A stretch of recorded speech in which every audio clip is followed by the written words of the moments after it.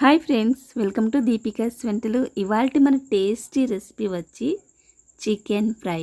చాలా సింపుల్గా ఈ చికెన్ ఫ్రైని ఎలా తయారు చేసుకోవాలో నేను చెప్తాను. మీరు కూడా ఒకసారి ట్రై చేయండి. టేస్ట్ అయితే మాత్రం చాలా సూపర్గా ఉంది. ఇప్పుడు ప్రాసెస్ చూసేద్దాం రండి. ముందుగా నేను స్టవ్ వెలిగించుకొని ఒక మందపాటి ముగుడు పెట్టుకున్నాను. దాంట్లోకి 2 టేబుల్ స్పూన్ల ఆయిల్ వేసుకొని ఇప్పుడు చిన్న సైజు 2 ఉల్లిపాయలు వేసుకొని బాగా వేయించుకుంటున్నాను. ఇలా ఉల్లిపాయలు వేయడం వల్ల మన కర్రీలోకి డైరెక్ట్ మన రైస్లోకి కలిపేసుకోవచ్చు అనమాట. అంత బాగుంటుంది. ఇప్పుడు 2 పచ్చిమిరపకాయలు వేస్తున్నాను. వేసుకొని మరొకసారి మొత్తం కలుపుకోవాలి.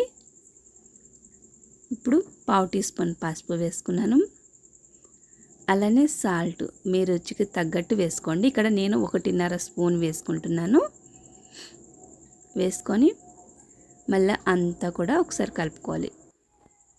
ఉల్లిపాయలు సగం వేగిన తర్వాత ఇప్పుడు దీంట్లోకి 1 స్పూన్ అల్లం వెల్లుల్లిపాయ పేస్ట్ వేస్తున్నాను. అల్లం వెల్లుల్లిపాయ పేస్ట్లో ఉన్న పచ్చివాసన పోయేంత వరకు మరొకసారి గరిటెతోటి మొత్తం అంతా కూడా కలుపుకోవాలి. ఇలా వేగిన దాంట్లోకి మనం శుభ్రంగా కడిగి పెట్టుకున్న 300 గ్రాముల చికెన్ వేసాను. చికెన్ని ఒక 4-5 సార్లు శుభ్రంగా కడిగేసుకోండి. ఇలా వేసుకొని చికెన్ వేసుకున్న తర్వాత మళ్ళీ అంతా ఒకసారి కలుపుకోవాలి.